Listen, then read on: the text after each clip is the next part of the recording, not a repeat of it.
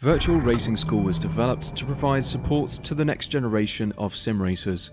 No matter if you're a rookie or veteran or what car or track you'll be racing, our goal is to provide training every step of the way.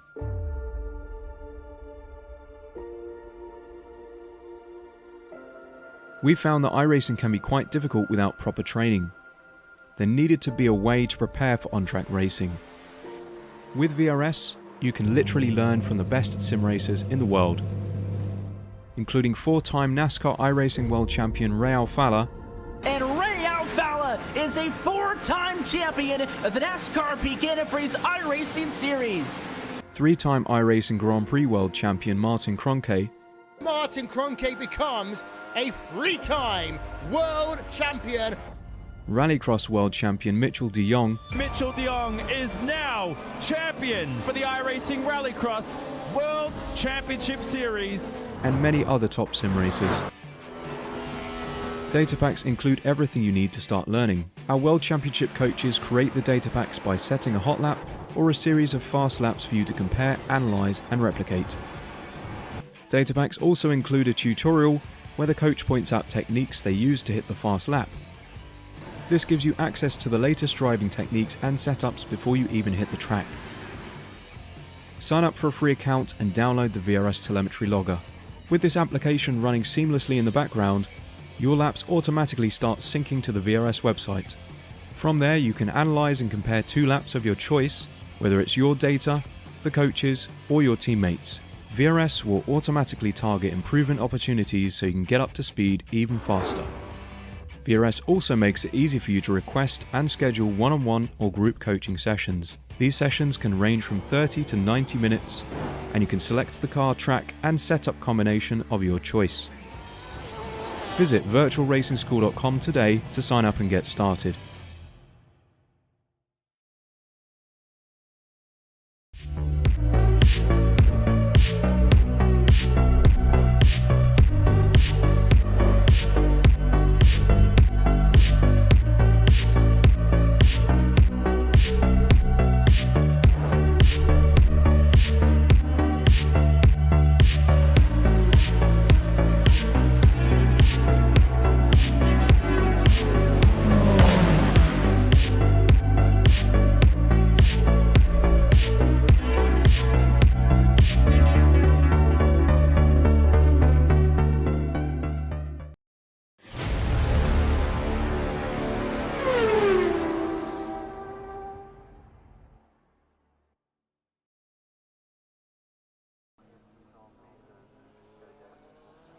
Hello race fans and welcome to the Apex Racing League GT Trophy, live here from Spa-Francorchamps. My name is Peter Mackay and joining me in the commentary box this evening on Apex Racing TV is Sam Fitzpatrick with Dennis Branch bringing us these gorgeous images of Spa-Francorchamps and these very snazzy SDK Gaming graphics.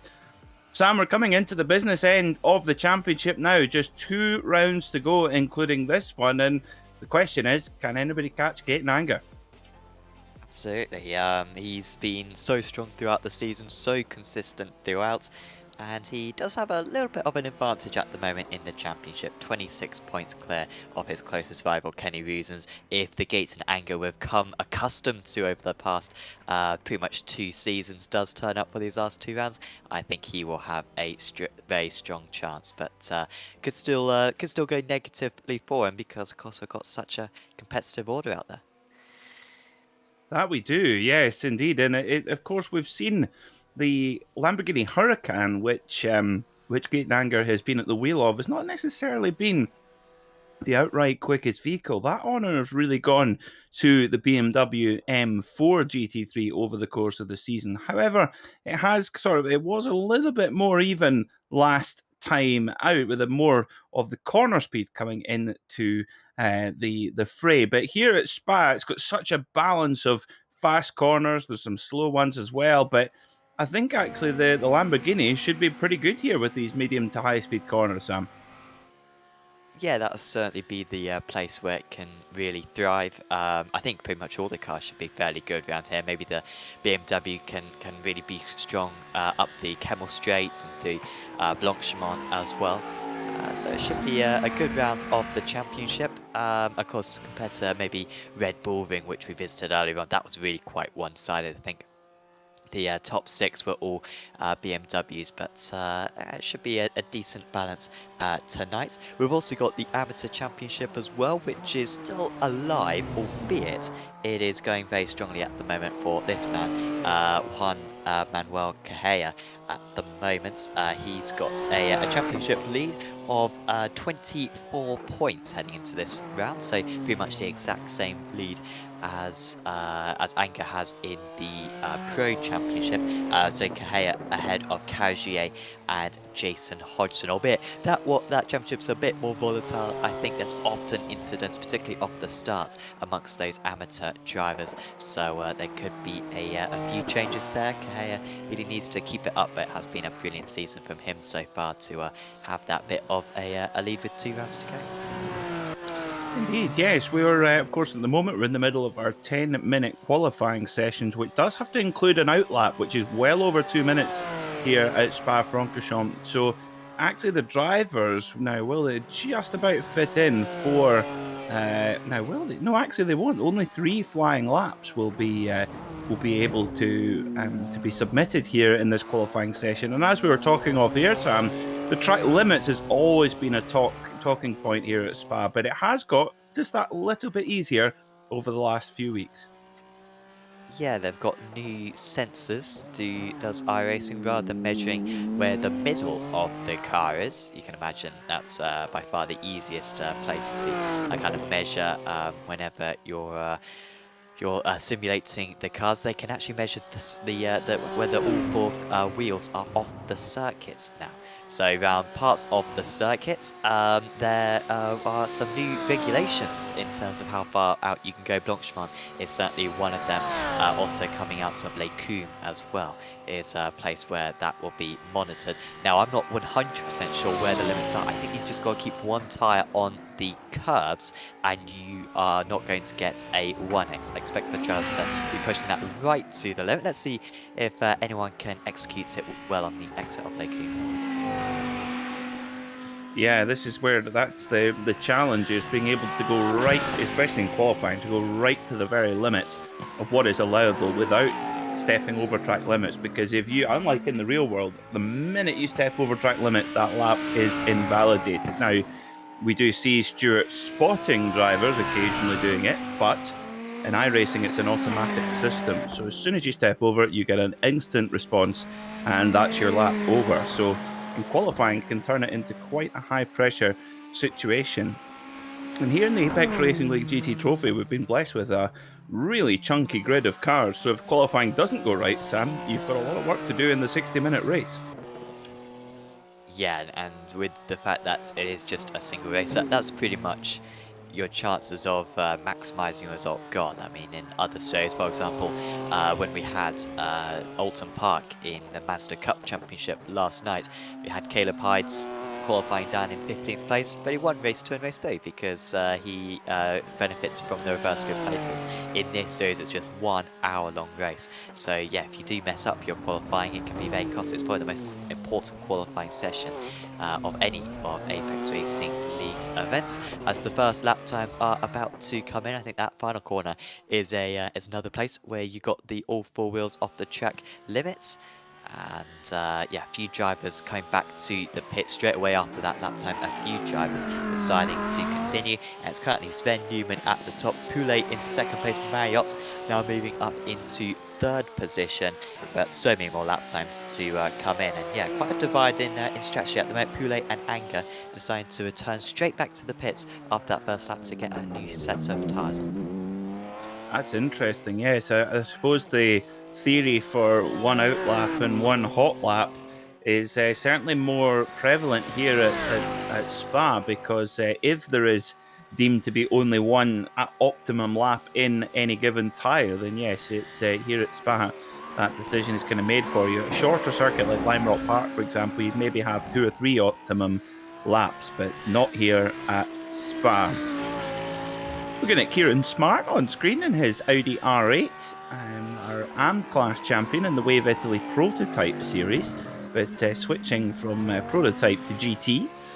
for the sort of second half of this Apex Racing League GT trophy, running all GT3 machinery in this championship. So we have entrants from Audi, BMW, Ferrari, Lamborghini, and of course Porsche as well. And each car has quite different characteristics, both in its design but also performance. You have the mid-engine cars, the Lamborghini, the Ferrari, and of course the Audi, but also different engine characteristics as well. The Audi and the Lamborghini using a normally aspirated engine, big capacity, 5.2 litre V10, or you've got the more smaller capacity, the Ferrari 3.9 litre, but with 2 turbochargers as well. Likewise, the BMW front engine, straight 6 engine, but with 2 turbochargers on there as well. So lots of different ways to skin a cat, as they say, Sam. Definitely, yeah. Yeah, it's a pretty cool category of racing, obviously, and yeah, it's so strong in real life, and particularly in iRacing in recent months. Particularly this BMW prototype. It's not really been raced extensively in real life yet, but in iRacing, it has been used a lot. As the second lap times are coming in, great to see Nolan Lemeray currently at the top. Remember, he led for most of the race at Red Bull Ring before getting a pit lane penalty when he cut the pit entry line. But he's doing extremely well currently on pole position. Marriott improves to second place as Kenny Roosens crosses the line, and that's maybe kind of what we half expected. 0.3 of a second clear, or quarter of a second clear of Nolan Lemeray there. Roosens seemingly going for another lap then. No, he's going to toe back, but well, he won't have enough time then for another lap, because to do an out lap and a flying lap in the time remaining would be absolutely impossible, because you've got to get that flying lap in by the time that the 10 minutes runs out. So only drivers who are now starting a new lap will be able to improve on their times that they've already got. Well, what a lap for Kenny Roosens, and of course this is of course his home circuit as well here at Spa-Francorchamps. But you've got Nolan Lemeray and Maxime Marriott right behind 2 French drivers, then 2 Germans. We have Klaus Winkler and Sven Neumann, and then back to the Germans again, Jonathan Poulet as well. So a very northwest European flavour to the top of the timesheets at the moment. But one thing that's catching my eye, Sam, is Gaten Anger, 11th place. That is not what he needs to have a relaxed run to this championship. Yeah, that's unusually low down for Gaten.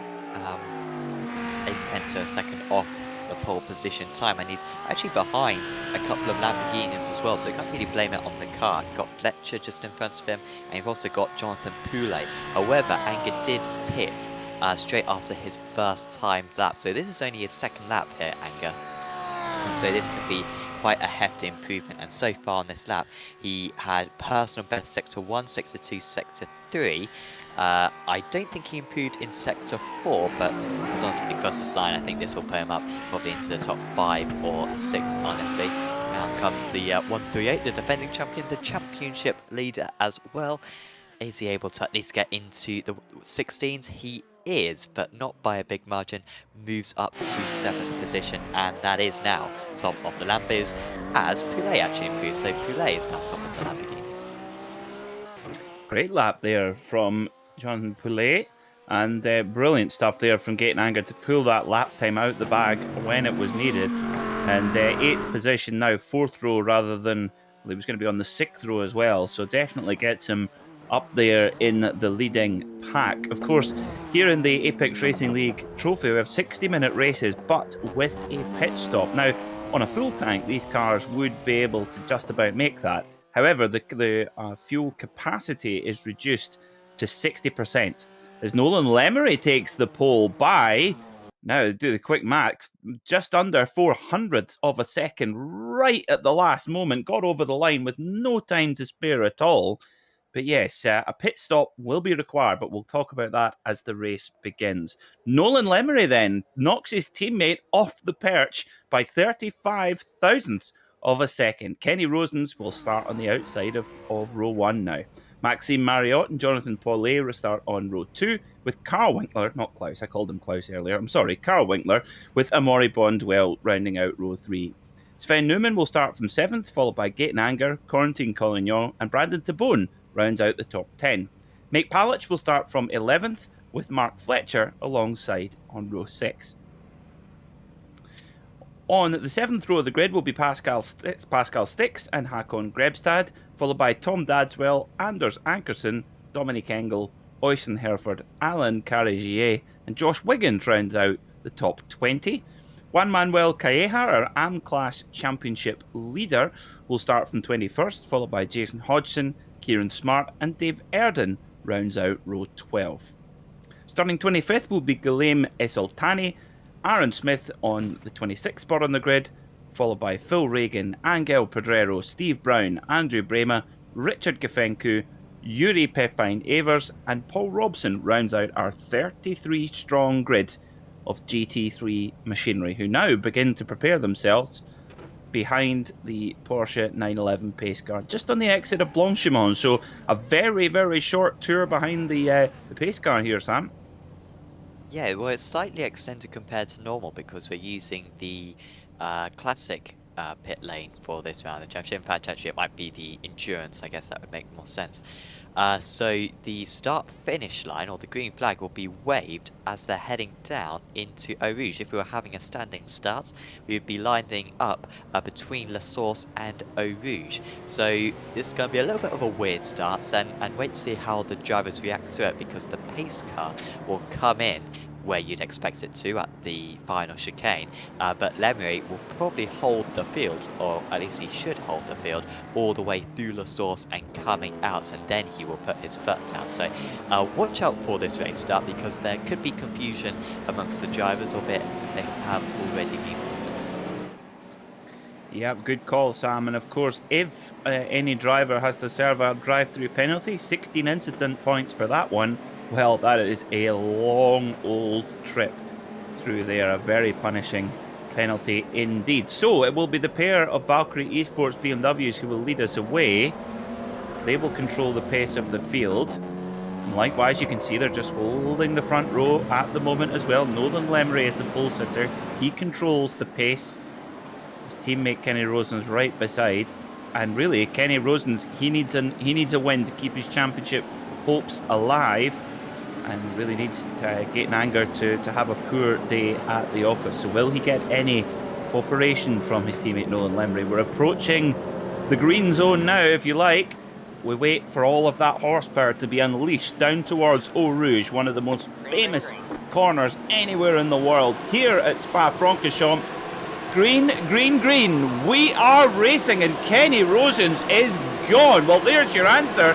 Big favour there from teammate Nolan Lemery as they come through Eau Rouge on cold tyres. That is a tightrope walk through there, but the leading drivers get through cleanly, and Kenny Rosen, Sam, is absolutely gone.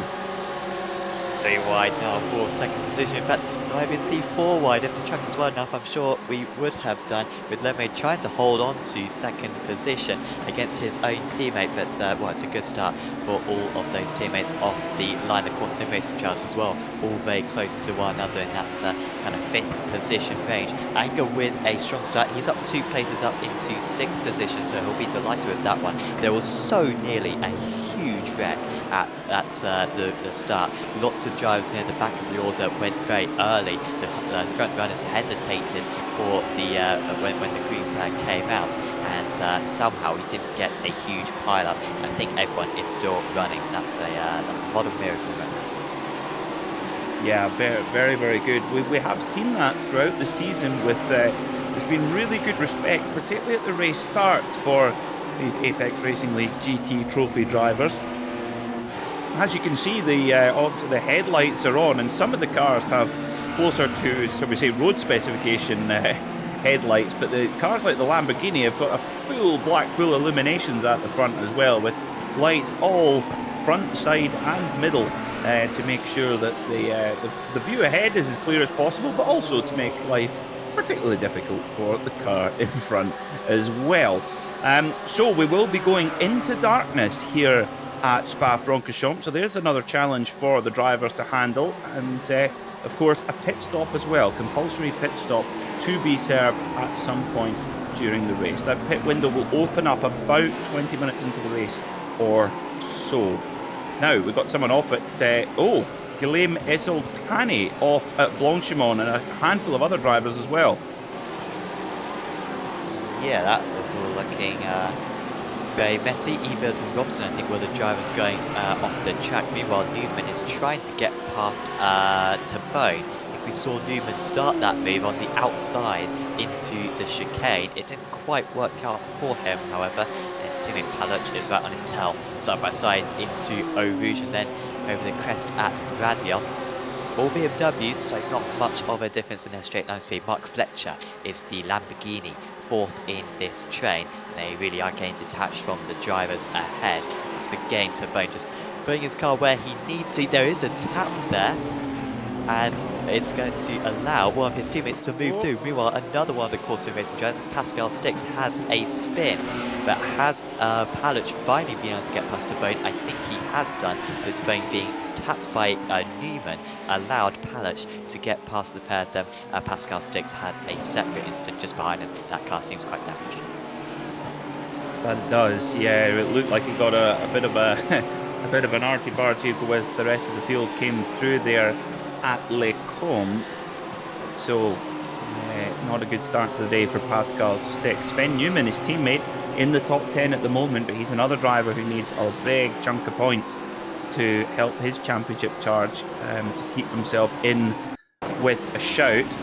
So let's get a replay. Pascal, oh dear. The typical Les Combes digital aero wake, I think there, Sam. Yeah. What, you're saying that's not happens in real life? That's crazy. I was nearly gonna lay a controversial one there, but no, I'm not. Too early in the broadcast, you know. Yes, yeah. And we'll see where we are. No, that was super. It is. It's unfortunately one of the very few drawbacks of the iRacing platform. I think. Okay, so I think a problem here for Kenny Rosens is that he jumped the start. His teammate might well have given him the impetus, but the iRacing. Say again, Sam? Sorry, I was just saying good shout. I thought it was I thought he put the wrong setup in, but now I think you're right. Yeah, I think he definitely given. So I think Kenny Rosens was given the opportunity to chase away by his pole-sitting teammate Nolan Lemery, but the iRacing system decided, and rightly actually, that it should be the pole-seater that leads away. Yeah, as wow, that's straight line speed. Whatever fuel is in that Porsche, that is storming along. Well, Graham starts me up instead. All in all. But he was, that was a deliberate, that was a deserved penalty if you went too early. And as I said earlier on, you know, if you pick up a penalty around this circuit, it's a huge penalty. I mean, we're talking travelling through the pit lane, it's going to lose you 40 seconds most likely. Rudens is now 37 seconds behind the judge we are watching, so he actually lost the best part of 50 seconds, probably 49 seconds, I would say. Of course, I think a few of those seconds, I think, were maybe stationary in his pit box, but that's absolutely dreadful for him. I'm not sure if that's made this race more competitive or less competitive, to be honest, because I think he had the potential, honestly, to drive away from the rest of the field. I couldn't agree with you more. And this is, it pains me to say it, Sam, but I feel I have to. Valkyrie Esports, Kenny Rosens et al. Have been by far the most impressive over one lap. They have just been, throughout the season, they've been consistently the fastest in qualifying. They've been, when races have gone clean, they've walked away with it. But more times than that, we've seen the Valkyrie Esports cars just making just slightly clumsy operational errors and procedural errors as Colin Collignon has to pull off the circuit. That's a strange one. But yes, this is something that we saw in the first round at Monza with pit lane penalties. We've seen it at the Red Bull Ring as well. It just seems to be the curse that Valkyrie have had follow them around. Yeah. And yeah, I feel like those types of incidents that you can have 10 of them one season and then have none of them for the next 2 seasons. They're not necessarily a trait of the drivers, I think, but yeah, just seem to bundle together. Guaranteed next season, Boozens does come back, he will be a proper threat and joint favourite with Yates and Anger to take the title, I think. But no, a lot of work to do tonight. At the head of the amateur race at the moment is Caragier ahead of Kahea. Those two drivers have been following each other throughout, and then you've got Kieran Smart. Aaron Smith is 3rd place out of the amateur drivers. Then it's Josh Wiggins, Jason Hodgson, who was looking very strong actually in practice for Thomas Hodgson. I believe he was top of the amateur drivers in practice, but didn't really produce a fantastic qualifying lap, did Hodgson. He's going for 2nd place in the championship. He's just behind Wiggins. Wiggins, who nearly won back at Imola last time out, but unfortunately was taken out by a back marker. Worked so hard to get into the lead. So many quality amateur drivers there. Really, any of those top 5, I think, could win. And even Phil Reagan isn't too far behind either. As I say that, Aaron Smith is dropping down the order. He's down into 5th position out of the amateurs, and he's continuing to drop. So that's been a very poor quarter for him. That's down at Pluon. That is a shame. That is a shame. So already the darkness really starting to engulf Francorchamps now. And, well, those that know the circuit best will profit here, that is for certain. Nick Pallett's leading the charge along with his Corsim Racing teammate Carl Winkler just ahead. That squad with a number of BMWs entered in this championship. They started off with an Audi and switched halfway through when the free option was opened up. And tell you what, that would be quite an expensive exercise in the real world, Sam. Yeah. Well, again, some of the benefits of the sim world, you do get netcodes occasionally, but no, you can drive whatever car you want. Although they do get a 50-point penalty, of course, if you do that. They did get a free change when the Porsche came out, though. You're absolutely right. I am. See, I'm not. Yeah. That's quite embarrassing. I do. I'm soundbiting that one. I'm having that on a hotkey. I help out with the admin in this series, so I should have known that. But you're right, they did get a free choice of change, and yeah, many drivers took advantage of that. Not just to move to the Porsche, but move to the other cars. They did. they did indeed. And we've had a lot of great drivers join us midway through the season as well. If you're a keen sim racer and watching here on Apex Racing TV, first of all, welcome. But do have a look at our website, apexracingleague.com, and we have a huge suite of championships of any car you can think of on iRacing. We've got a championship for it. And if you've missed the start, don't worry. Jump in and get involved with some competitive racing. And of course, all of the races broadcast here on Apex Racing TV, so you can get your friends and family to watch you, how well or badly you end up doing. Definitely, my family enjoys laughing at me whenever I'm driving. Yeah, it's a long story. But the new series are happening on Apex Racing 2. We've got the new NASCAR Trucks Championship on Thursdays, and also the Formula V Championship starting on Mondays. So the NASCAR one starts in 2 days' time. The Formula V one starts in 2 weeks' time. So of course, do check out both of those championships. Should be good fun. Formula V one with reverse grids, 15-minute races, and NASCAR one, an hour-long race approximately. That's based on distance, but no, it should last about an hour long. First round at Daytona, going to be a lot of fun. As Gafenku, oh no! Oh, that's amazing defense. That is, I mean, give that man a medal. Ankerson turned out of the corner. He had eyes in the back of his head there. Whilst most drivers can barely see what's going on in front of them, he was able to look at what was going on behind him and avoided what would be a hideous crash and a hideous penalty for Richard Gafenku. It's almost as if someone had shouted duck and he just sort of curled into a ball and waited for the impact. But yes, you're right. The thing is that perception has actually kept him in the race there. It's kept both drivers in the race, quite honestly. I mean, that would have just been a straight T-bone. And well, yeah, great job there from Anders Ankerson. Maybe he can maybe share some of his anchors for Richard Kafenko possibly. Oh, yeah, that was quality. That's the Was it? season. Well, I mean, the quality hasn't been that high, so that's not saying much. Who was that with? That was with No, I think one of the Valkyrie Esports drivers. was that Kenny Rosens by any chance?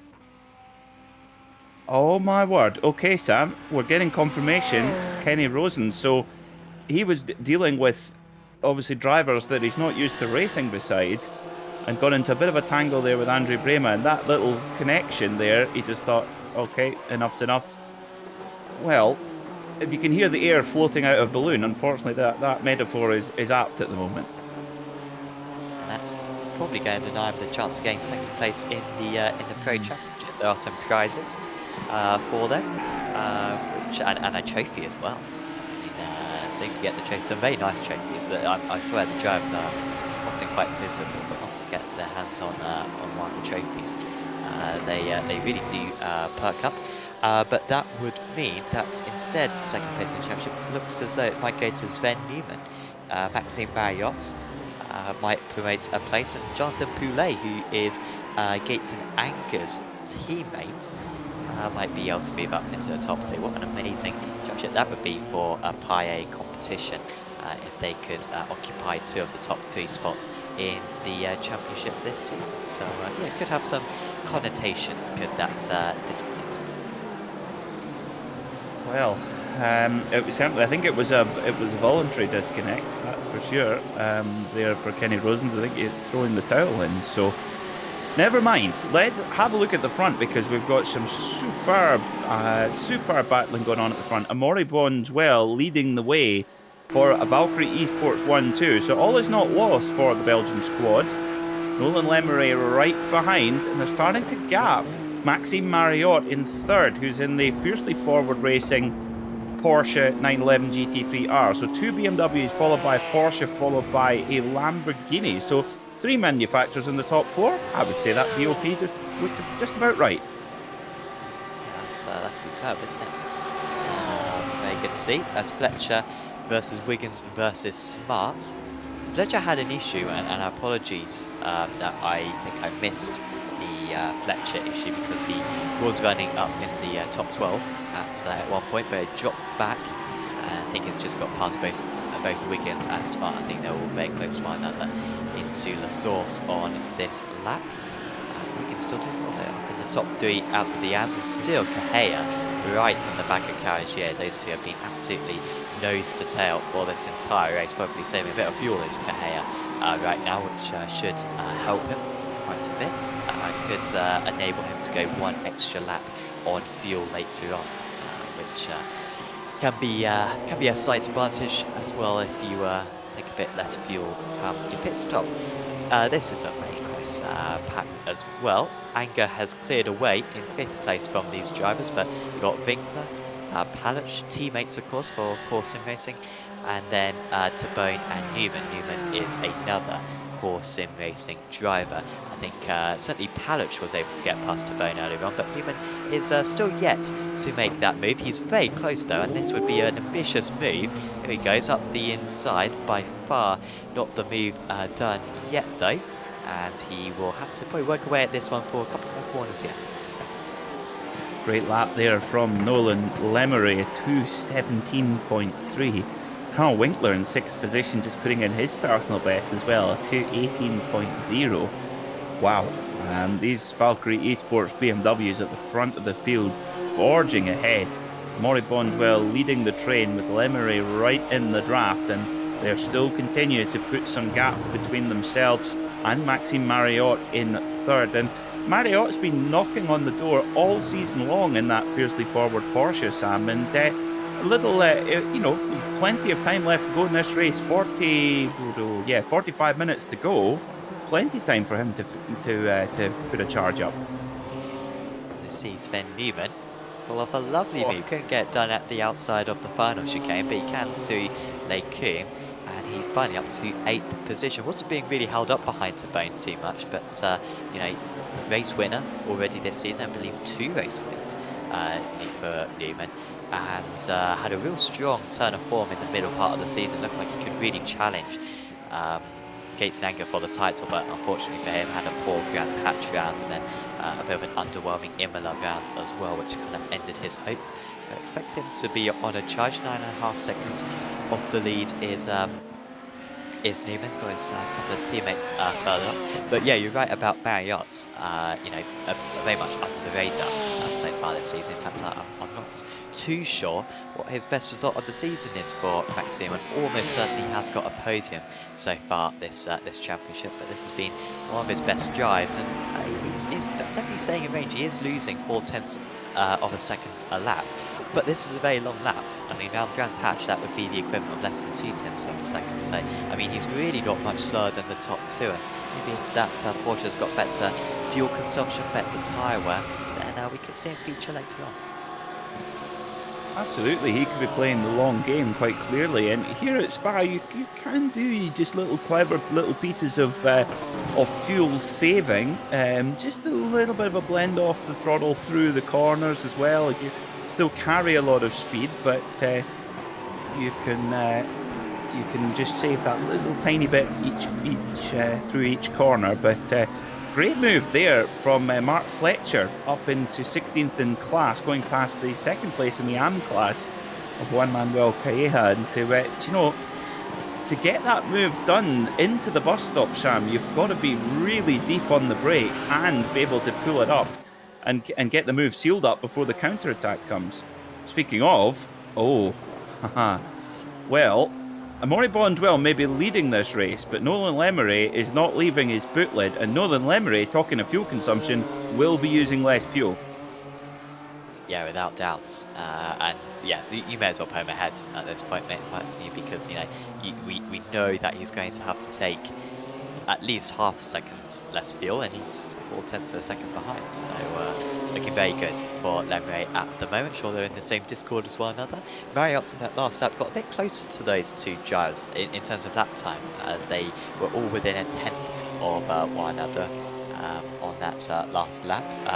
And also Gates and Anger was the fastest man on track on that last lap. So the top 2 need to make sure that they're not holding each other up. I mean, if Lemery is faster than Bonjour, then eventually in the race it might be worth them changing around and allow Lemery to set the pace rather than Bonjour. At the moment, though, it's still looking all good for them right now, as Newman is onto the back of Patch. Well, Newman really showing just the pace that he's got now.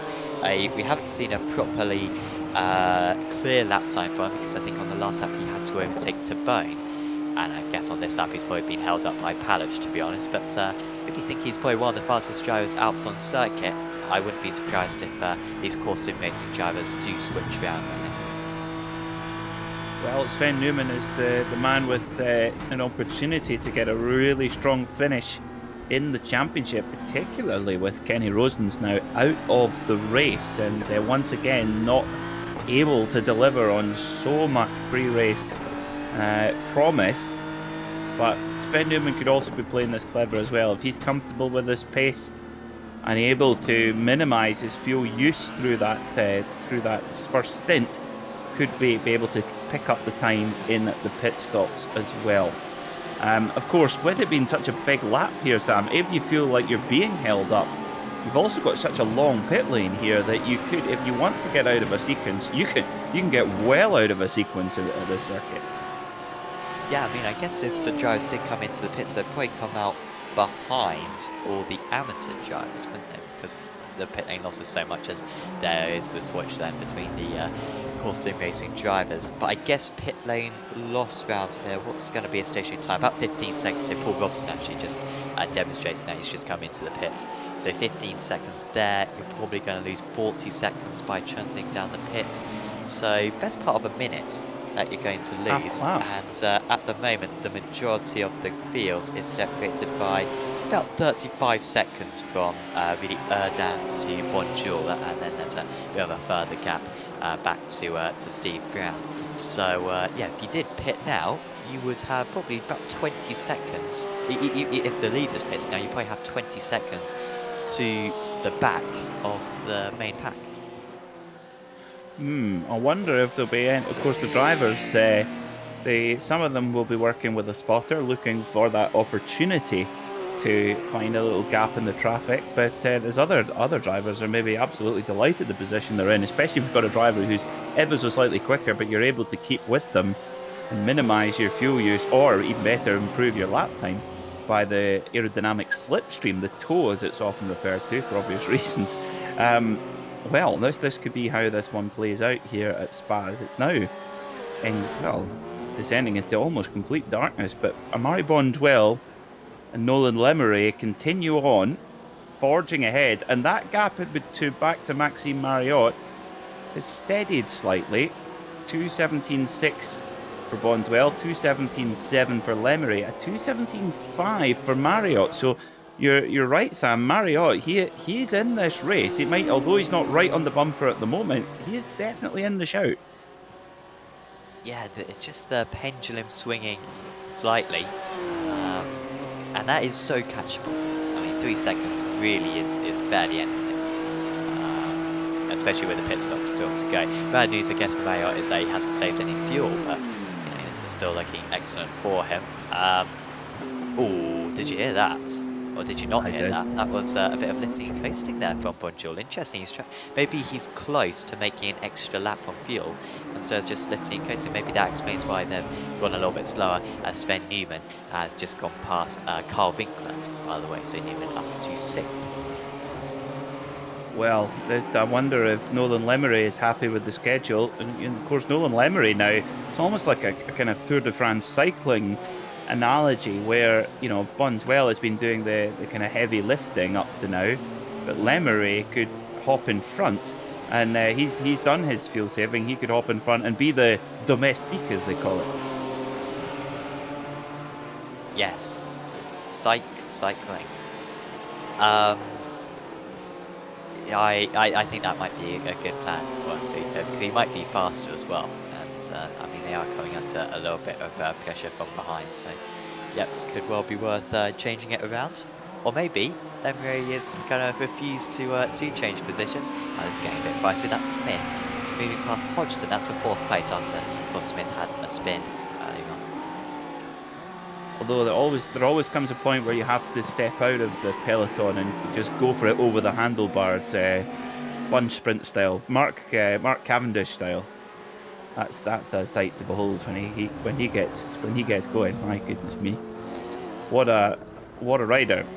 Amaury Bondwell then still leads from Nolan Lemery, but very much in a Valkyrie BMW formation, as we've seen throughout the season actually. But does not necessarily mean that they will get to the checkered flag in that formation. We've seen a number of odd blunders midway through the race. We've already seen one from Kenny Rosens at the rolling start, but pace, not a problem. In fact, we could probably be stronger there, Sam. Pace, absolutely nobody's been able to touch Valkyrie BMW all season. Yeah, especially over one lap, they've been superb. And talking of pace, and talking of cycling, Josh Wiggins. Oh, brilliant! There you go. Wow. And I was saying how I didn't know anything about cycling. Yeah, Wiggins is on fire at the moment. Fellow sideburn enthusiast. Yeah, cycling. He is he could definitely win this race. He hasn't won an amateur race all season, I think, as Wiggins, despite going close on several occasions. But he managed to get past Kahea a couple of laps ago. Kahea's pace, it's not bad to be fair. It's just Wiggins has decided to actually start to drive fast in the last few laps. And I mean, if he keeps this up, he should be able to dominate, honestly, this amateur class. It's quite a surprise that he's got suddenly half a second over the top 2 in the championship in the amateur category. So great news for the Hybrix sim racing driver. Well, we were now into the pit lane window, so the drivers, if they wish to, could come in and take their mandatory pit stop, fill up, and be okay to the end of the race. Just coming up to 33 minutes to go. So maybe about 13 minutes left of fuel window, which of course here at Spa, Sam, that's only 6 laps. So each time you go by, you've got to keep an eye on that fuel gauge and exactly plan out exactly how you want to play this. And also, another element which is weird with this long pit lane, it really does mess things up, but you use a lot of fuel when you're transiting down the pit lane. Something that all the drivers should learn. This is my top tip for you in the Spa 24 hours. Don't put full power down when you're in the pits with this pit lane limiter.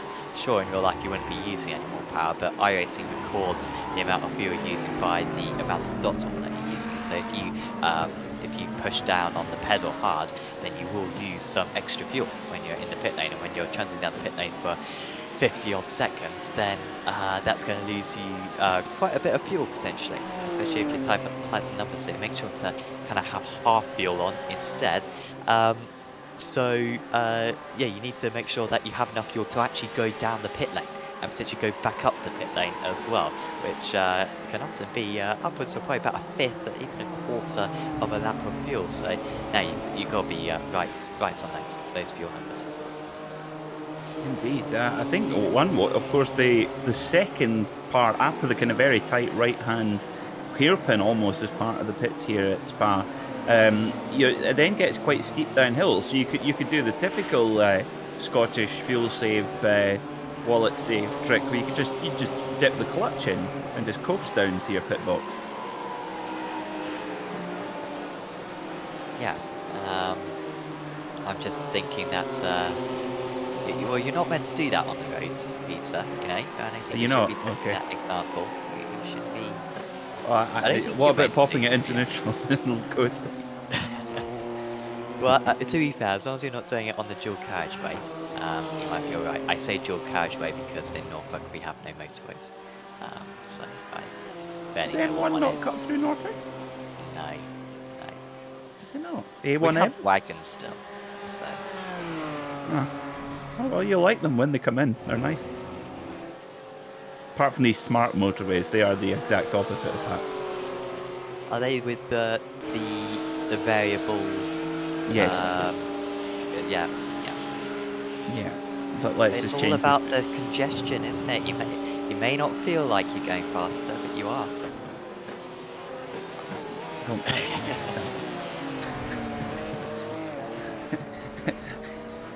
Oh, you should be in politics. You really should. I should. I was not paid to say that.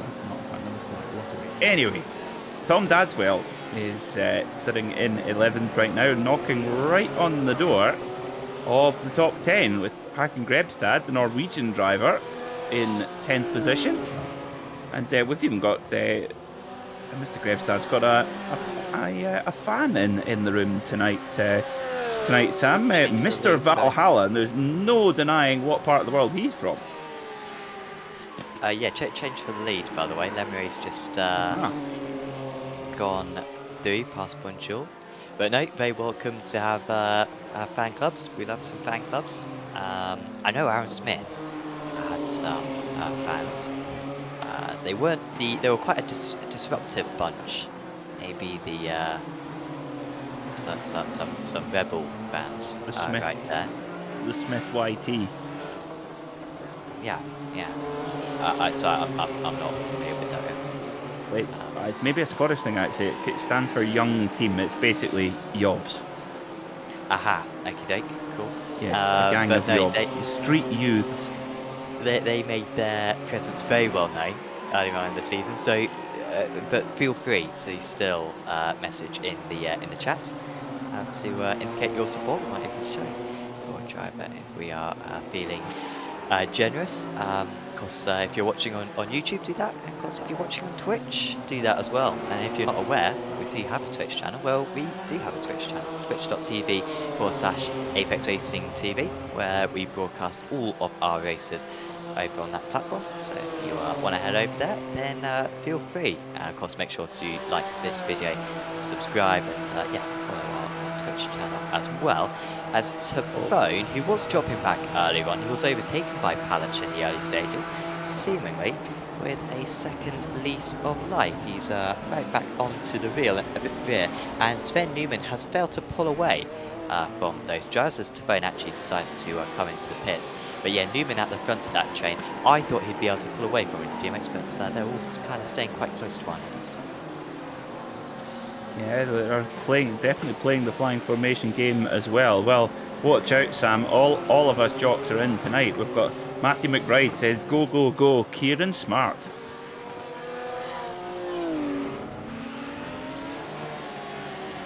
And he is going. He is currently going in 16th place. We're very... That's not best. Oh, there you go. We're very responsive people, us Scots. We live to please. I thought I was thinking that we only had the one Scots in the series. Of course, we Penn, of course, Penn not around tonight.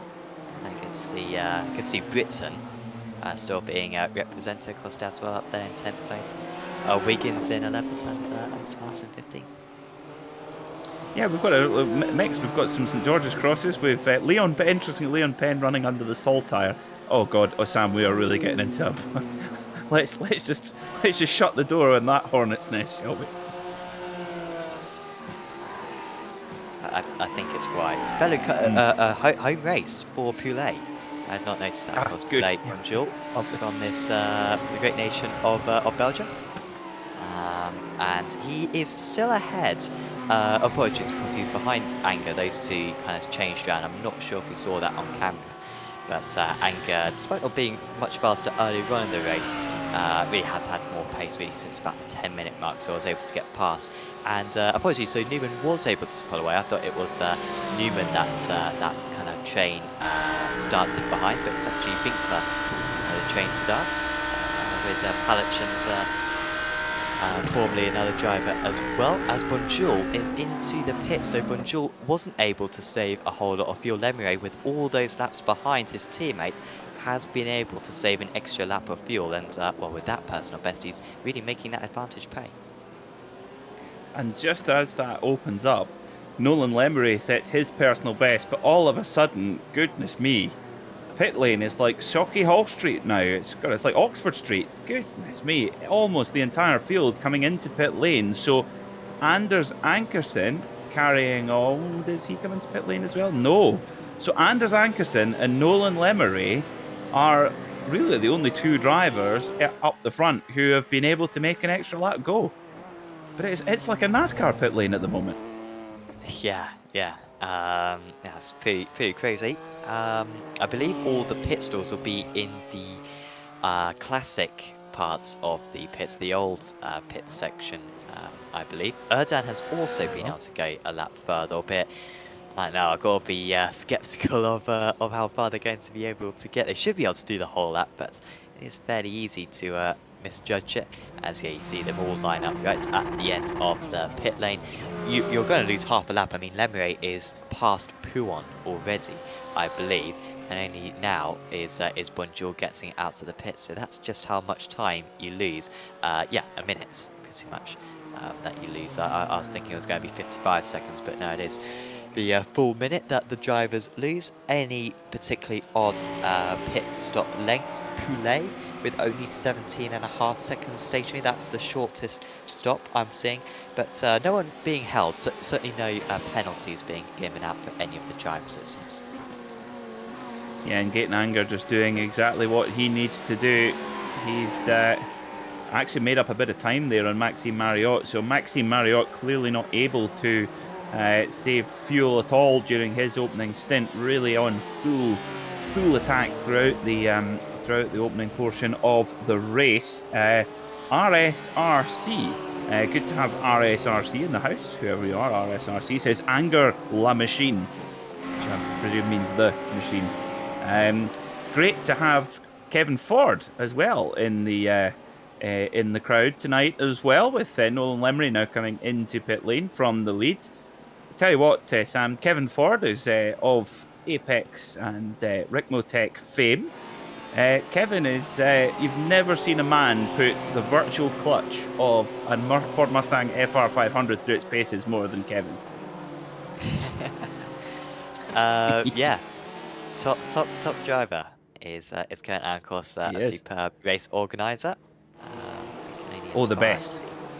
The best. AOL can only aspire to reach the levels of Rick Motek over the years. Of course, that is being broadcast on Apex Racing TV. I think Tuesday nights or Monday nights, I believe. Actually, I think it might be Tuesday nights as well. The Rick Motek broadcast series is going on. So if you're based in North America, then do try to catch that one, as Lemire, Ankerson and Erdan are all into the pit. So you'd expect Lemire here to be quite comfortably ahead. He's currently stationary in his pit stall. Bonjour was stationary for 18.67. Lemire up to 15, 16, 17, 18, 19. Oh, it's a longer stop. No, this isn't happening. This is not happening again. Everyone has been able to do the pit lane entry safe, but Lemire, well, I don't like to use the word, but he has messed it up, frankly, because he had this race lead in the bag, but he's the only man in the field I am seeing who has got a penalty coming into the pit lane. He must have sped. I don't believe it. I don't think I've ever seen a team, Sam, who have collected so many pit lane penalties across one season here on the iRacing platform. I'm really struggling to find. I don't. What is it? I'm lost for words. Well, it happened at Red Bull Ring as well to Lemire. So, yeah. And that time it was fairly obvious, and to be fair, I think he was like affected by a back mark, I think, or he may have got a tap from behind, which they couldn't get within the line. But oh yeah, what a mistake! What a mistake! Like I said, no one else has got any pit lane penalties. You know, we expect it at Grand Traction. You know, Red Bull Ring is a circuit that you expect it around, but around this place, that's a very disappointing out, and it pretty much gives the win to Bonjour, who would really need something bad to happen to him to lose this one now. Wiggins, by the way, still top of the amateur drivers with a 2 second shorter pit stop, and is now 6 seconds ahead of Alain Caragier. So Wiggins well on course for a first amateur win of the season. Looking good at the moment. Alain Caragier carrying the flag for Audi Sport in the AM class, being really strong in that machine, and it's not really the preferred machine anymore. It used to be very much so, but not anymore. That Audi R8, very much the BMWs, Lamborghinis, Porsches, whatever your preference is. These seem to be the cars that are coming to the fore in this GT3 category on the iRacing simulator at the moment. To be honest, Sam, I don't want to feel like I'm coming in hard on Valkyrie Esports, because they've been so impressive all season on pace, but I actually cannot fathom how they aren't cruising to a 1-2-3 finish in this race. So superior as their pace been. Yeah, they had that briefly for a lap, didn't they? Before, of course, the users had to go into the pits, and well, you could argue that that one was even worse. Grebstad's made a mistake, it seems, as well, because he's having to go through the pit lane. Now that could be an instant limit infraction, perhaps. I am seeing a few drivers on 16 instance. I'm seeing one driver on 33. I think Paul Robson managed to pick up 33, which is so many drive-through penalties you wouldn't believe. Is Robson still going in this race? He is, but he is laps down because of those penalties. So yeah, Rob's struggling on that one, but Paul is struggling in that one.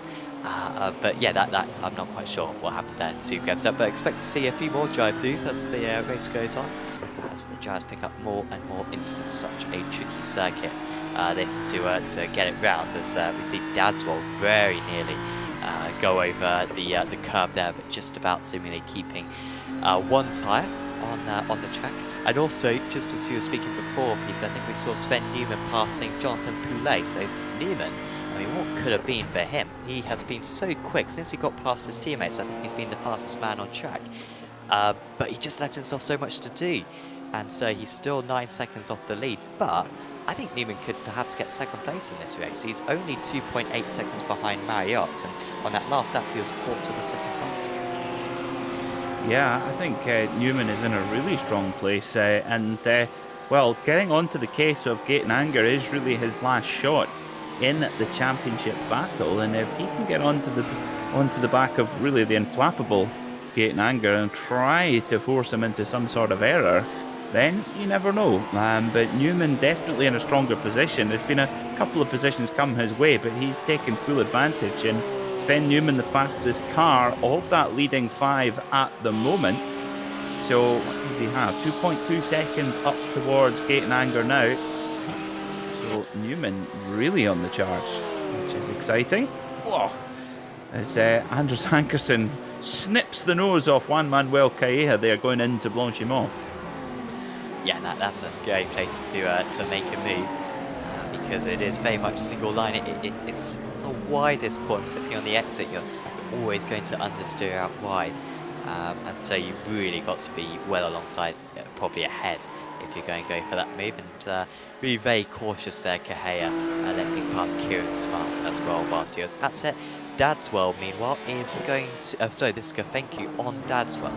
So they were both able to get past... apologies, no, it was the Grebstad who Dadswell was behind. But, of course, Grebstad had the penalty. And so these guys get promoted 1 place each. They're up to 9th and 10th. Dadswell's fairly quick, honestly. I mean, remember, he was up running in the top 5, only a few seconds off the lead, back at Red Bull Ring. Expected a bit more of him tonight, to be honest, but I mean, the field is very close to one another. 20 seconds separates first down to 10th position at the moment. So 2 out of position guys. Gafencu started from the pits. In fact, he's up 21 places from his race start. Brilliant stuff from Richard Gafencu.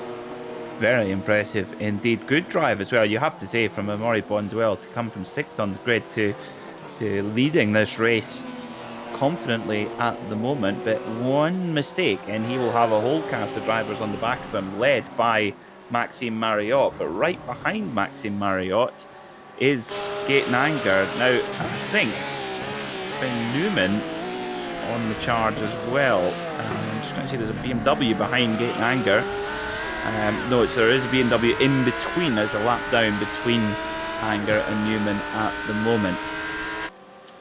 But fascinating stuff here at Spa. Gaten Anger very quick that time by. And, well, the thing is, as we've said this over the second half of the season, Sam, Gaten Anger did the hard work during the first half of the season by finishing consistently, and he's not had to really take out unnecessary risk. He's been able to run at a comfortable pace and just clock up the points and put himself into the controlling position that he's in. Yeah, he's going to go for this overtake though. Feels confident enough. Looks like it's not too big a risk to go for this move on Marriott. So Marriott is not giving up.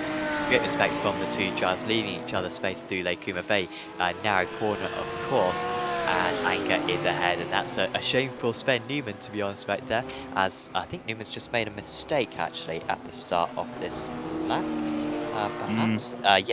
He went maybe wide at the source or something, but yeah, he lost half a second through Sector 1, maybe being put off by his relative, seeing who would come out on top between those 2. So, yeah, mistake there, and that has kind of set him back. But Anger, as he so often does, started down in 8th place. We think, oh, is this going to be a particularly good evening for him? Able to finish runner-up. I mean, pretty much the story of this season so far. By the way, quick shout out to SDK Gaming for providing our fantastic overlay up on the screen.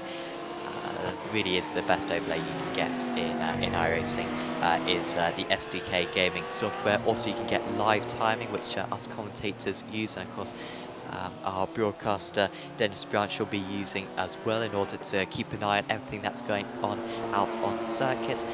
We can also sync our iRacing system to Dennis's iRacing system, so whichever cameras he chooses get shown to us, which is amazing. It makes our life so much easier, because whenever you viewers are watching via the broadcast PC, us commentators can see as well. That's just some of the smart tech that is involved in the SDK Gaming software. It's also fantastic as well for streaming and as a heads-up display as well. So do visit sdk-gaming.co.uk in order to get yourself a 14-day free trial.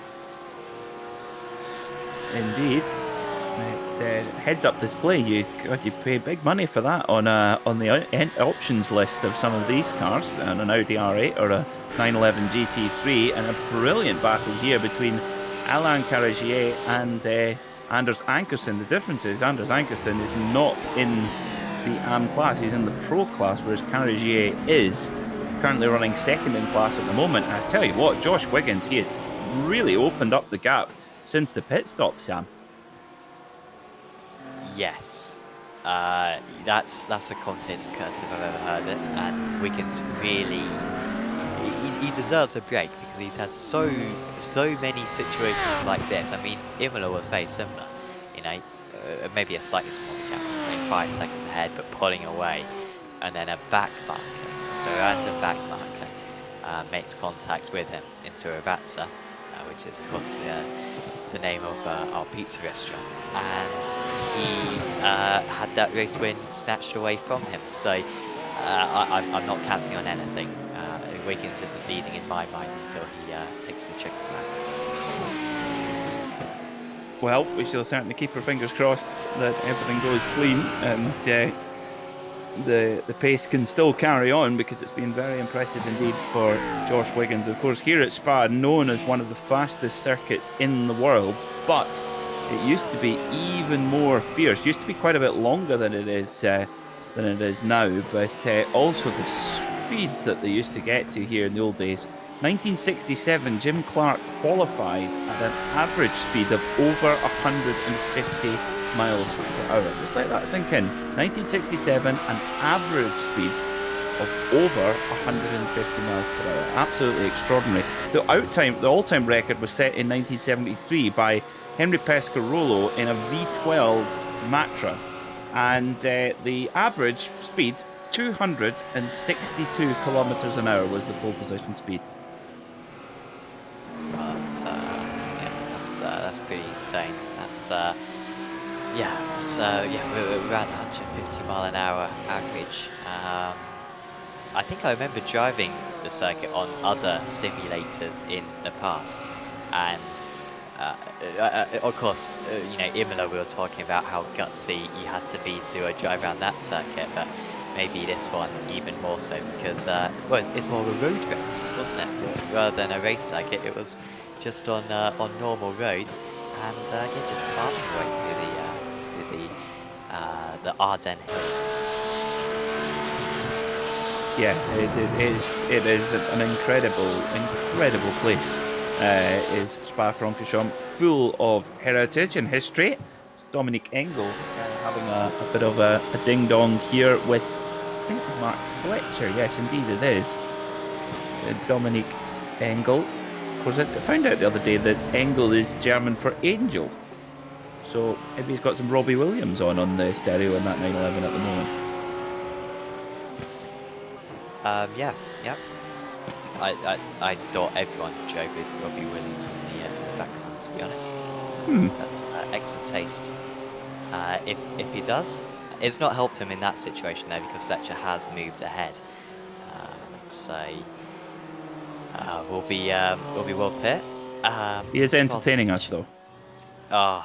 You see, I was thinking, what can I incorporate? Take that or something? But well, I could have just said take that, couldn't I? You know, that would have been easy. Yeah, it's too late now. Oh, so, Sam, you would have loved this. I am not kidding. When I was commentating at Knock Hill for a wonderful classic sports car club a few weeks ago, and there was a driver called Gary Barlow. You can imagine what that descended into. Referencing Ken Barlow, I'm sure, from Coronation Street. No. But no, I mean, when you got such a plethora of albums as they do, absolute easy stuff. Makes our job so easy in the commentary box. We've got our fair share of pun names in this series. Dadswell, we've had Wiggins, of course, Anger. Kieran Smarts. I mean, they're doing our job for us this season. Got every possible emotion, anger, smart, or attribute, that's the better one. Wellness.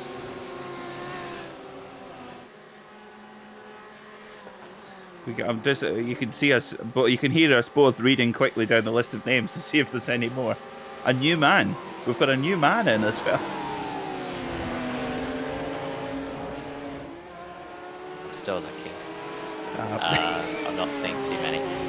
Anyway, Well, Anger hasn't really pulled away. So sorry for deviating and focusing on the race. But what's going on with this back marker at the moment? They're currently battling with Kenny Woosens. So I think Woosens has just overtaken Anger and Marriott, I believe. And it's held them up because Newman's right with them. So yeah, there is Woosens, past Marriott and Anger. But has Newman just made... Oh yeah, sorry, Newman is right there. Sorry, the timing screen was messing up a little bit. So it's second, third and fourth, they're really close to one another. this is utterly bizarre because Kenny Rosens, he took a tow back to pit lane. He lost 7 laps even though he didn't have any damage. And now he's out there in front of championship contender Gaten Anger. This is a bit of a bizarre situation, Sam. Well, you're kind of throwing in the tie. He's not going to score points. He's 7 laps down. Yeah, So, no reason to be out on track right now, really. although he's pulling away now, so I guess he probably won't influence it too much. But but maybe just showing us what could have been for him. Oh, we're as he fully not aware. picked up that penalty. Goodness, well, that is a strange one. Maybe we'll find out after the race what that is all about. But Valkyrie Esports teammate Amaury Bondswell leads by just under 7 seconds now from Gaten Anger. Maxime Moriot right there in behind in third. Sven Newman now. As we've been pontificating puns, Sven Newman has closed right into this podium battle. 5 out of 10. But was that an accidental? Oh, I thought that was your pun. No. Aye, sorry. Aye. Well, I thought Newman was sounded something like what you were saying. I thought that was the pun. Maybe it does just come so naturally for you. I mean, 5 out of 10 for an accidental one. That's not so bad. Tabone is going back past Winkler. So Tabone was able to get past Palach, and now he's got back past Winkler as well. So 6th place for Brandon. Didn't really have the pace in the very early stages. Did the V-Rig KC Racing Esports driver, but he's come on stronger as the race has gone on. You know, same car, so you can't really put it down to maybe the car characteristics. But he has just found a rhythm, maybe preferring the when it's getting darker, perhaps compared to those core sim racing drivers. Marriott and Newman are right close to one another. Newman can still catch Anger if he gets past right now, and that's a huge mistake there. Newman gets out of the throttle slightly, but he's able to swoop past, and that's an excellent move there for Sven Newman, and he's now within 1 second of Gaten Anger. He has got time to catch up, and I will just say a quick shout out as well to Apex Racing Academy for sponsoring the series as well and offering some great prizes. A few licenses, 1 month to 1 year's subscriptions available for the drivers. We finish high up in the teams, Pro and AM championships for this season. And of course, 29 data packs provided by Apex Racing Academy. Setups, track guides integrated with VRS, and also weekly group coaching sessions as well included for them. So that's lots of setups, lots of useful stuff for 29 different cars, all following the official series. So big thanks there to Apex Racing Academy for supporting the championship. Indeed. Well, this, of course, if mathematically, Sam, Gaten Anger is certainly going to be in an almost, if not completely, insurmountable leads after this meeting. I would imagine with Rosen's out, Newman behind, if only by 1 place, this could be dominant for heading into the final round next week. Yeah, I'm not quite sure what position he needs to seal it up tonight. Certainly won't say that he's won the championship tonight. I guess you could get like 1 million penalty points in the last round, and that would to make you a bit, or intentionally wreck someone. He'd probably get dropped down the order. But yeah, it's looking very good. It's whether or not he's got 1 hand and 3 fingers on the trophy, or 4 fingers on the trophy, honestly. But well, Newman's catching plenty fast enough, honestly. He should have a very good shot. Maybe into the maybe into the chicane on this lap, or I think maybe at the end of the Kemmel Straight on the next lap. Yeah, well, 2.5 minutes to go. Let's see if Gaten Anger can hold off Sven Newman and really confirm his place as the champion-elect, at least, for the Apex Racing League GT Trophy for the 2nd season in a row. He would be the only champion ever in Apex Racing League GT Trophy history. In the pro category. True. Yes. Overall, I should have said. Yeah. Yeah, I mean, it'd be super mega for him. Other judges have got double championships. There's even... Oh, wow, there we go. That's a while back, but he's gone for it. That's the similar move to what he pulled off onto Bone many minutes ago. But this time, it's Anger who comes out on top. I'm a little bit surprised by that one, Peter. It looked as though he really had that one sorted out, but this time, he's going to go for it again into La Source, and on the last lap, he moves up into 2nd place. It's probably not going to be a race win for him, but honestly, perhaps Sven Newman's best drive of the season. It has been really impressive indeed, absolutely, from Sven Newman. Just looking at the points when coming into this round, Newman 35 points behind Gaten Anger, and Gaten Anger's going to have another go. Here we go. He could just sit behind, but no, that's not his style as they come down the Kemmel Straight, absolutely side by side, down towards Les Combes. Oh, okay. Right. What was it you were talking about, Sam? Penalties? Well, I mean, they were squeezing one another all the way there. I'm sure Newman would quite like Anger just to have a collision, preferably not with him, preferably something totally unrelated. But yeah, that was fairly aggressive right there, wasn't it? Tempers flaring, but Newman should be home and dry here. He looked so good through the middle sector at the end of that on that last lap, and yeah, he has a lot of confidence in that BMW. Yeah, he does. Sven Newman's been super in this 2nd stint of the 60-minute race here at Spa-Francorchamps, and this will complete, if he holds on, this will complete a BMW 1-2, albeit not a Valkyrie BMW 1-2. That will just be just the top spot for Valkyrie BMW. A story of what could have been again for that outfit, but will they be able to sign off next week on that result? We shall see.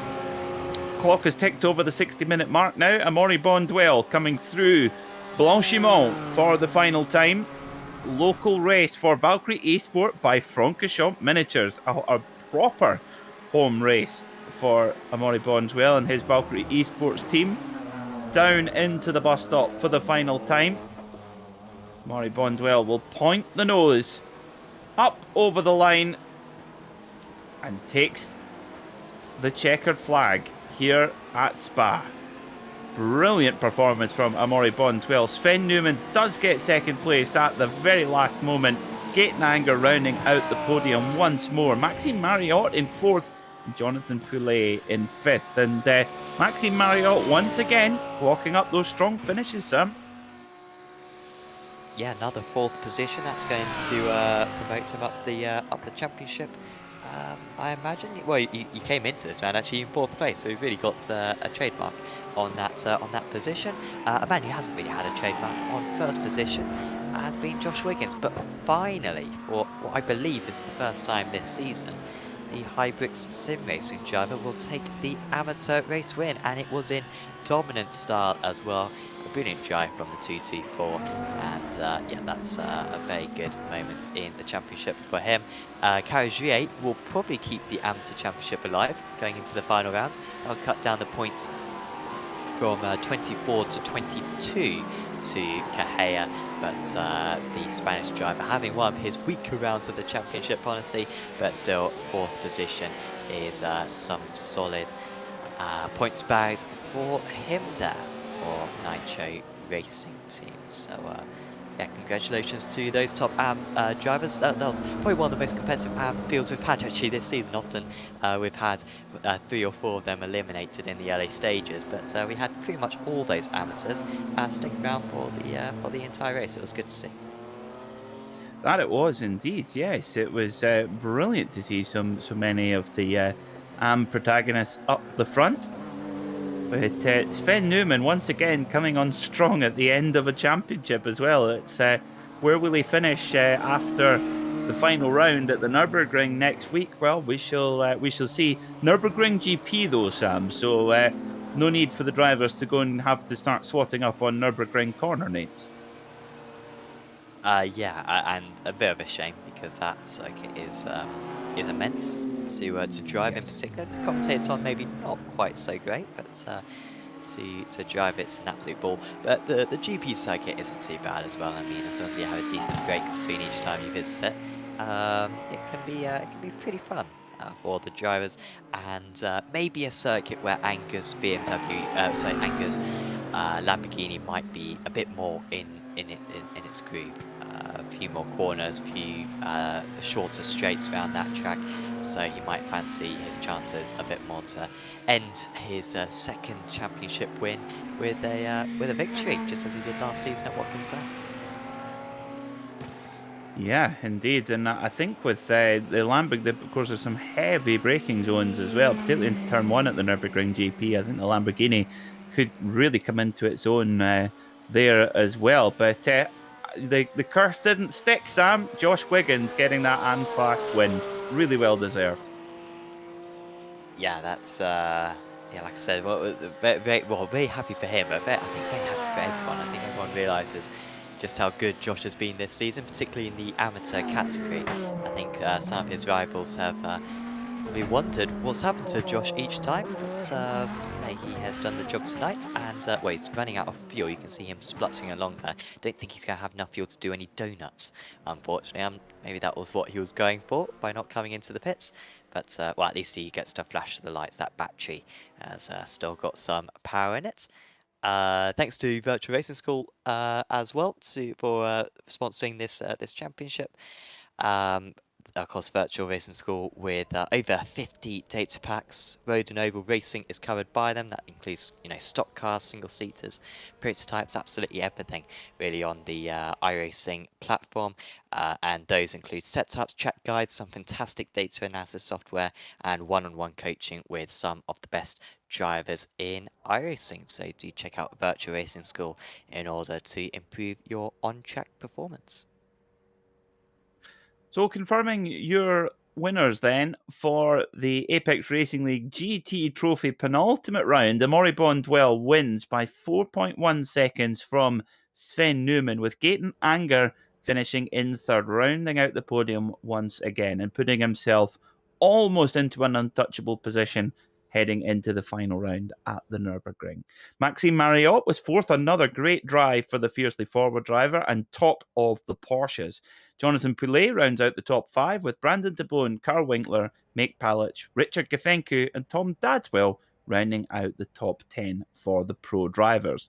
In the AM Championship, Josh Wiggins wins from Alain Caragier, Jason Hodgson in 3rd, and Juan Manuel Calleja, the AM Championship leader, in 4th. Dave Erden was 5th, followed by Phil Reagan, Steve Brown, Angel Pedrero, Andrew Brema, and Paul Robson rounding out the top 10 there. Non-finish for Aaron Smith, Sam, so something going on there for the Lamborghini driver. Yeah, he had an issue earlier on, didn't he? And then seemingly was coming back, had good pace, and then another issue. He often has a chat with us, but I imagine he won't be up for a talk tonight, Aaron. So yeah, a little bit of a shame for him. Undoubtedly, though, we'll be trying to end the season on a high. Kind of season what could have been, honestly, for him, because we know he's so good. Nearly won the Formula 3 championship, of course. Finished very close runner-up to Florian Beer. And he also finished third place in the amateur category in this championship last season. But it hasn't quite happened for him this time, as we're seeing some very gloomy images of Spa. This track does have night lighting, but that's not the case for most of the circuit. Some of these scenic cameras I'm watching have got absolutely no lights, no objects on them whatsoever. Lots of places to go and hide and drink wonderful Belgian beer.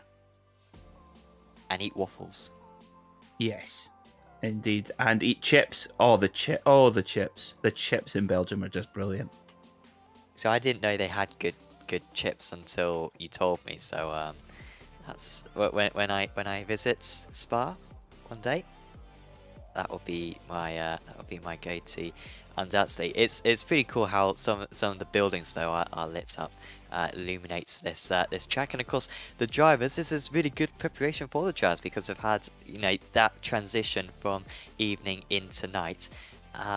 Is going to be quite a challenge for the drivers come the 24 hours this weekend. So the guys having some great practice out there, and well, of course, best of luck to any of them who are watching back, or any of you viewers who are taking parts in the 24 hours. Hopefully, you have a good race. It's certainly going to be a competitive one. It certainly will. It's great to see the special events so popular here on iRacing as well, with so many drivers taking part, so many teams, and I think it was Daytona this year where the system was nearly brought to its knees with just the sheer amount of participation, which was very cool indeed. So all the very best of luck if you are taking part in the Spa 24-hour coming up, whether that be in the virtual or in the outdoor world of motorsport as well. Well, that is all we've got time for tonight here on Apex Racing TV. We hope you enjoyed this broadcast of the penultimate round of the Apex Racing League GT Trophy. Myself and Sam Fitzpatrick will see you next week for the season finale at the Nürburgring. Don't miss it.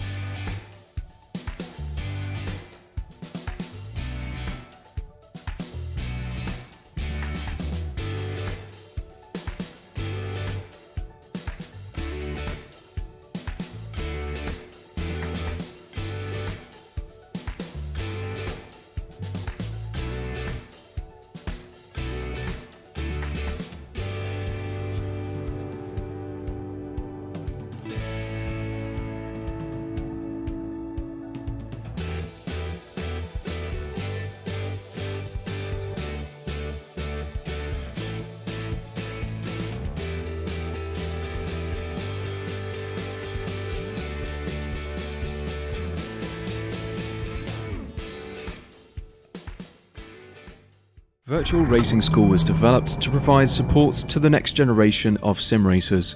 No matter if you're a rookie or veteran or what car or track you'll be racing, our goal is to provide training every step of the way.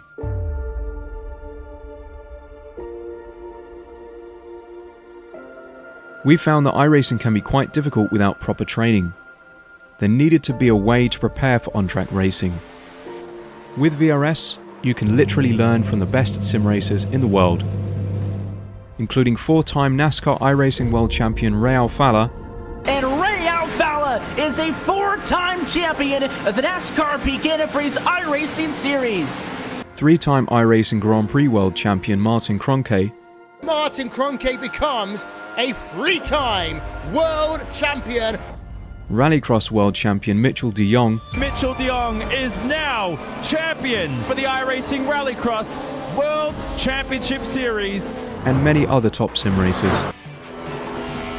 Data packs include everything you need to start learning. Our World Championship coaches create the data packs by setting a hot lap or a series of fast laps for you to compare, analyze, and replicate. Data packs also include a tutorial where the coach points out techniques they use to hit the fast lap. This gives you access to the latest driving techniques and setups before you even hit the track. Sign up for a free account and download the VRS telemetry logger. With this application running seamlessly in the background, your laps automatically start syncing to the VRS website. From there, you can analyze and compare 2 laps of your choice, whether it's your data, the coaches, or your teammates. VRS will automatically target improvement opportunities so you can get up to speed even faster. VRS also makes it easy for you to request and schedule one-on-one or group coaching sessions. These sessions can range from 30 to 90 minutes, and you can select the car, track, and setup combination of your choice. Visit virtualracingschool.com today to sign up and get started.